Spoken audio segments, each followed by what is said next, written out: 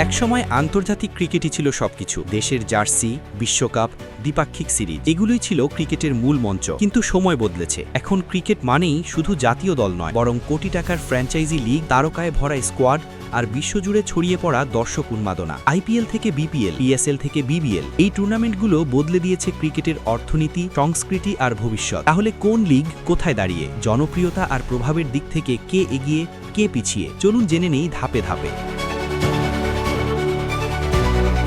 বিশ্বের franchise cricket লিগগুলোর মধ্যে নিঃসন্দেহে সবার শীর্ষে রয়েছে ইন্ডিয়ান প্রিমিয়ার লিগ, আইপিএল। 2008 সালে যাত্রা শুরু করা এই লিগ আজ বিশ্বের সবচেয়ে ধনী ও জনপ্রিয় ক্রিকেট টুর্নামেন্ট। আইপিএলের ব্র্যান্ড ভ্যালু কয়েক বিলিয়ন ডলারের বেশি, যা অনেক আন্তর্জাতিক ক্রিকেট বোর্ডের মোট আয়ের থেকেও বড়। বিশ্বের প্রায় সব বড় তারকা ক্রিকেটার আইপিএলে খেলতে চান, কারণ এখানে অর্থ, প্রচার আর প্রতিযোগিতার মান সবই সর্বোচ্চ স্তরের। আইপিএল শুধু একটি লিগ নয়, এটি বিশ্ব ক্রিকেটের অর্থনৈতিক চালিকা শক্তি। আইপিএলের পরের ধাপে অবস্থান করছে পাকিস্তান সুপার লিগ, পিএসএল। তুলনামূলকভাবে নতুন হলেও পিএসএল খুব দ্রুত জনপ্রিয়তা অর্জন করেছে। পাকিস্তানের নিজস্ব দর্শক গোষ্ঠী, আবেগী সমর্থন আর স্থানীয় তরুণ প্রতিভা তুলে আনার ক্ষেত্রে পিএসএলের অবদান বিশাল। সীমিত বাজেটের মধ্যেও পিএসএল ধারাবাহিকভাবে প্রতিদ্বন্দ্বিতাপূর্ণ ক্রিকেট উপহার দিচ্ছে। বিদেশি তারকার সংখ্যা আইপিএলের মতো না হলেও মানের দিক থেকে পিএসএল বর্তমানে বিশ্বের দ্বিতীয় বা তৃতীয় শক্তিশালী টি-20 লিগ হিসেবে বিবেচিত। এরপর আসে বিগ ব্যাশ লিগ, বিবিএল। অস্ট্রেলিয়ার এই লিগ মূলত পরিবার কেন্দ্রিক বিনোদন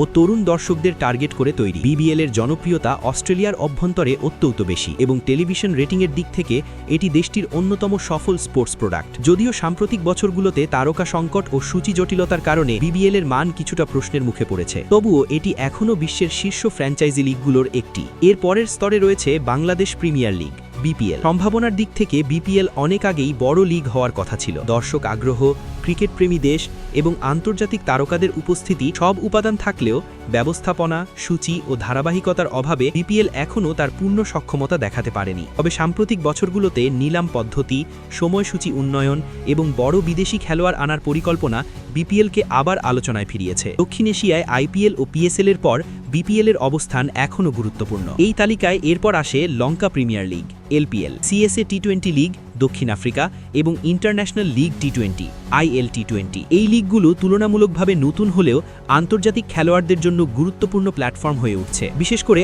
ILT20, যেখানে আইপিএল ফ্র্যাঞ্চাইজির মালিকানাধীন দল রয়েছে, ভবিষ্যতে বড় লিগ হওয়ার সম্ভাবনা রাখে। মিলিয়ে বলা যায়, ফ্র্যাঞ্চাইজি ক্রিকেট এখন আর আন্তর্জাতিক ক্রিকেটের বিকল্প নয়, বরং সমান্তরাল এক শক্তিশালী বাস্তবতা। আইপিএল শীর্ষে, পিএসএল ও বিবিএল তার পরেই, আর বিপিএল ও অন্যান্য লিগ নিজেদের জায়গা শক্ত করার লড়াইয়ে আছে। এই লিগগুলোই আগামী দিনে ঠিক করে দেবে বিশ্ব ক্রিকেট কোন পথে এগোবে।